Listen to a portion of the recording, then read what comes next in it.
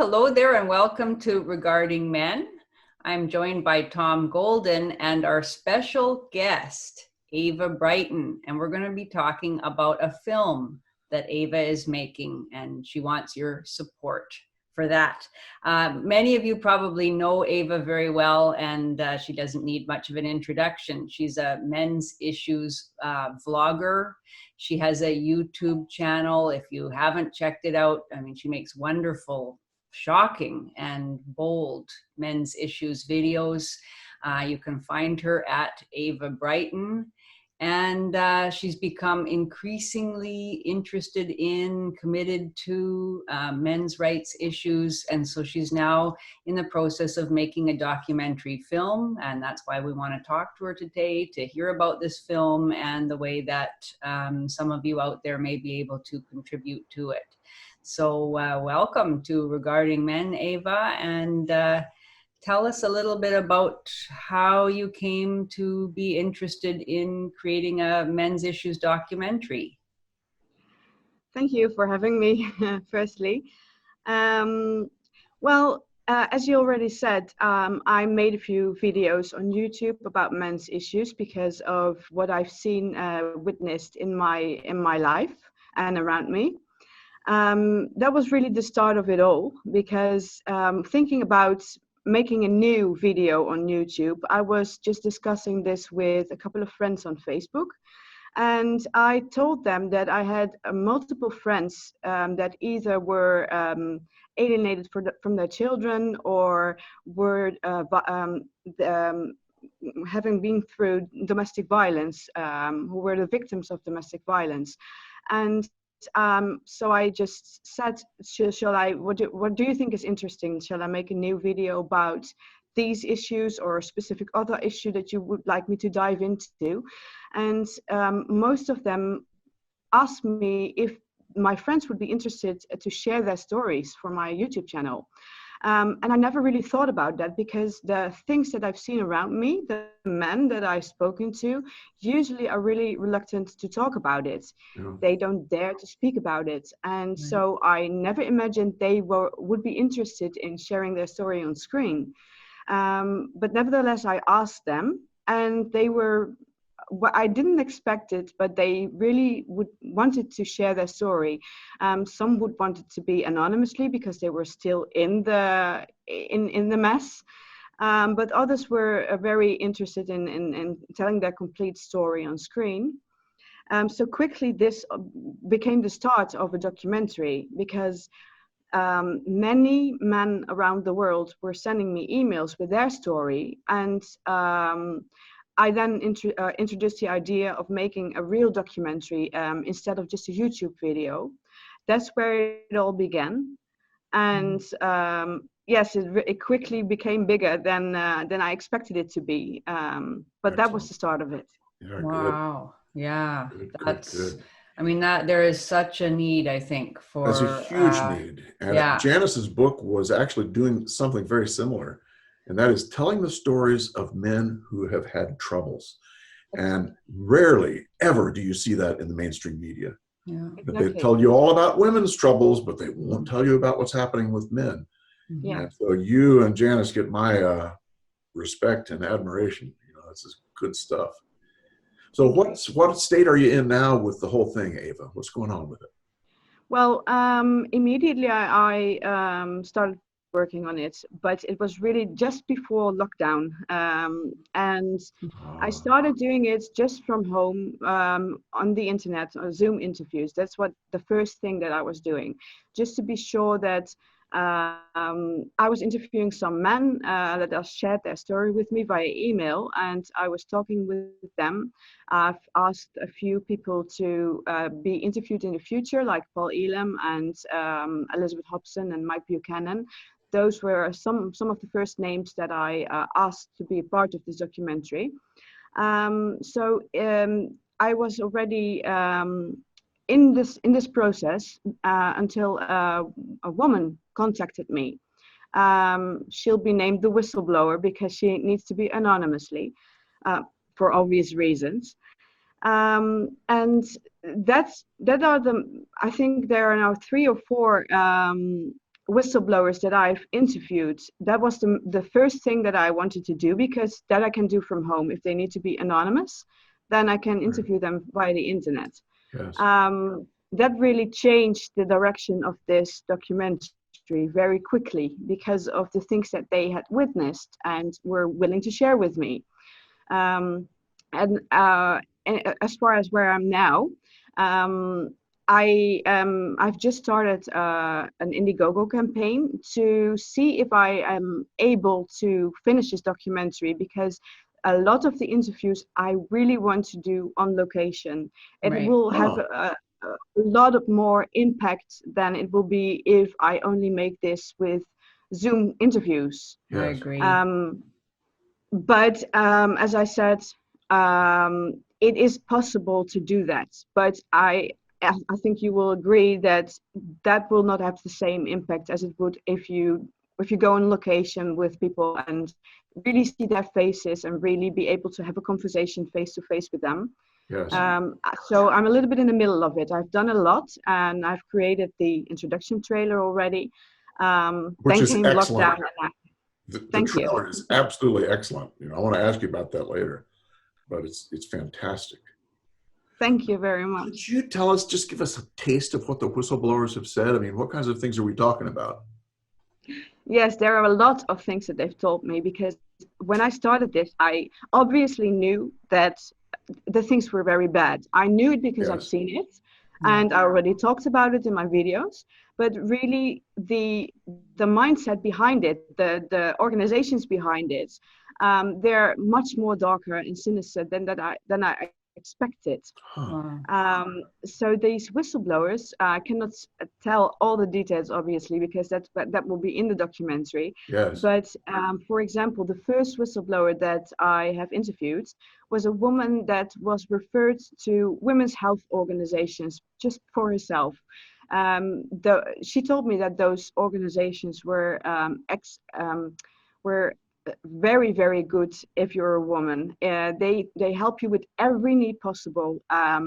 If you just had a baby, or if you just have a mental breakdown, they can refer you to all kinds of help, all kinds of people, and most of it is already funded. So that's why these women go to that place, because they get a lot of help. But this woman in particular had a husband and had just had a baby. She went there, and all the help was only for her. And she asked, as you can see in the trailer, I put a little bit in it of that interview. She just asked help for her husband, because she wanted someone professional to just help him with the baby, with bathing. But he worked until 3 p.m. So the midwife already left at that point, and she would really want help with that, because she was in bed. She just had a baby. Asking this multiple times was flagged as potential domestic violence, because they thought that it was some kind of coercive control, that the man needed to be there, and they were not happy with the fact that the man needed help. So that was the first very, very strange thing that happened to her. She said, I didn't really know. It was very, very insane, obviously, that this was flagged.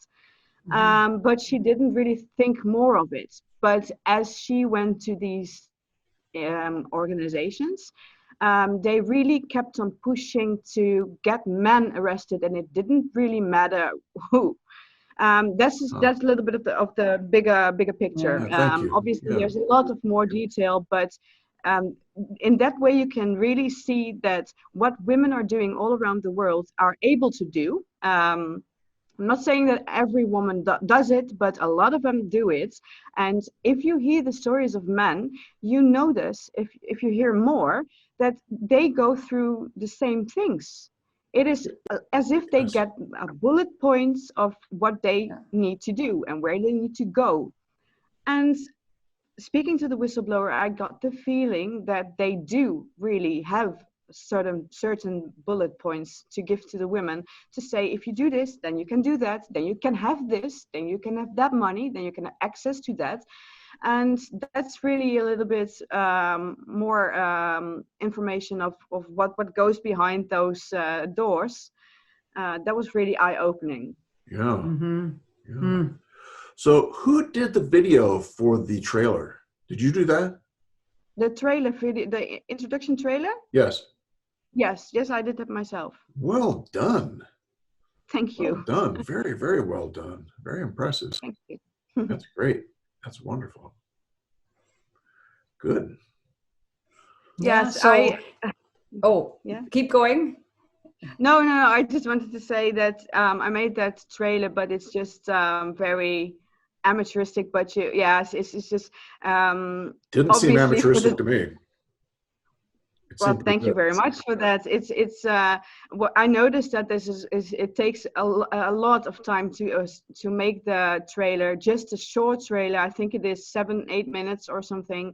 I know when the documentary is finished, when I will be finished with filming, I'm sure that I will have enough footage for 3 documentaries, because I already have a lot now. Right. And I'm sure I will be needing someone professional to do that for me, because that will be too much for me. Yes, Cassie had the same problem, I think. Cassie J. Yeah. Mm-hmm. Yeah. Yeah. So now, Ava, where are you located? You're in. At the moment, where I'm located? Yes. I'm in Spain at the moment. In Spain. And where do you want to go to visit different guys who are talking? Where were you thinking? At this moment, I have a lot of people from America. A lot of people from England, and a few in Australia. And that includes the names that are going to talk, that are in the movement already. So not only the men that have been through things, but everyone. They are at the moment America, England, and Australia. So the best case scenario would be if you went to all 3 and taped. It would be, yes, that would be the best. Yeah. Are you hoping to do that? Of course, yes. Good. I would really love to do that, yes. Yeah. So you're seeking to raise money, obviously, so that you'd be able to go to these places and do the in-person interviews. Do you feel that at this point you already have all the material you need, to make the documentary, or are you asking other men who might have stories to come forward? And if so, do you have a specific focus? Like, are you specifically looking for stories about the domestic violence industry, dealing with government agencies, that kind of thing? All things that men and women are willing to talk about would be very helpful, because my main focus at the beginning was fathers' rights, because that's what I've been involved in myself. Mm-hmm. But there are already a few men that contacted me with other stories. As long as they have been victim of this feministic society, I think that their voice is very important to be heard. So it doesn't really matter what they have been through. If they have something to share, I'm willing to put that in a documentary. And at this point, I already know a lot of men. I think about 5 or 10 between that, of men that I will be interviewing, and it will be done, because it's not yet done, because I didn't want to do it via the internet yet. If it's necessary, I will do that, but I just already have their names. So I'm not ready yet. I don't have enough information at this point to make the documentary. I've only done the whistleblowers at this stage. And for this, the campaign that I've started on Indiegogo, that will really be for me to travel to those men and really interview them. But the making of a documentary obviously is a lot of work and takes a lot of time and costs a lot of money. But I have a lot of friends that either have a studio. I have a studio where I can work. That's why I could do this trailer. I already have a lot of equipment to work with. So a lot of things are already covered. So if possible, for traveling is the most important thing, and the documentary can be made then. And would you bring a camera person with you when you traveled? I think that will be the best thing to do. Yeah, Yes. Yeah, because my partner is going to help me as well, and Oh, we good. already have a camera and good sound equipment. Excellent. But we will need someone for the sound, and it makes it more expensive. But I have crew already. I know who I'm going to use, Good. but if I go to America, for example, there are people there as well that can help me, Right. which cut in the cost. I don't need them to bring them from Holland or anything. Huh. So Huh. I'm not sure yet what I'm going to do, but it depends a little bit on what I will be able to do. Then Yes. yeah. Yeah, well, I, for one, hope you're really successful. And I will be going to your Indiegogo right after we get off here. Me too. Me That's too. important Thank you. stuff. And I really want to see you succeed. Me too. Absolutely. And What's if your, men, I was just going to say, if men want to contact you, should they contact you by email? Is that the best way, or how would you like them to get in touch with you? Yes, via email will be the best way. I don't know if you can put it below this video. I have Sure. 2 email addresses that they can email to if they Good. have a story, or if they know a whistleblower or anyone. Everything is Okay. welcome. So they can Yeah, email leave me. those with us and we'll make sure they go in below. Okay. Okay. But Great. what is your Excellent. dream about this? What do you think would be the best case scenario for this documentary? How would it be impacting things that would make you happy? What do you think? I would really want this documentary to be. Firstly, I wanted just to give a voice to the men that Yes. are being silenced. Yes. But with those whistleblowers, I think that I have the proof alongside of their stories. So you don't just hear the stories, but you immediately get some kind of proof from someone in the organizations, Yes. which gives more strength to their stories. And if people are able to see what's really going on in those heavily funded organizations, Really? I hope there can be some kind of change. I don't know, but the thing is, everything is so as if men have to endure so much in the shadows, because Yes. it's as if it doesn't exist. Yeah. If you see the mainstream media or if you go on the internet, you just don't see it. Right. And I would really love for people to open their eyes to see that this is going on just outside their doors. Yes. I'm sure that everyone knows at least one person who's been through this, at least. And I would really love this documentary to open their eyes. And that's why I want to make this documentary and put it on the internet for free so everyone can see it, because I'm sure if I will put it only on platforms where you have to buy it, then already red-pilled people are going to see it, and it will help them. But I want to reach more people that don't know. So you have 2 goals. Really. One is to expose the rats, and the other is to give men a voice. Yes. What a nice combo. I like that. I like that because, man, those organizations are really awful. Yes. I mean, and it's obvious to see. Anybody with eyes can see it. Yeah. And based on hatred of men. Yeah.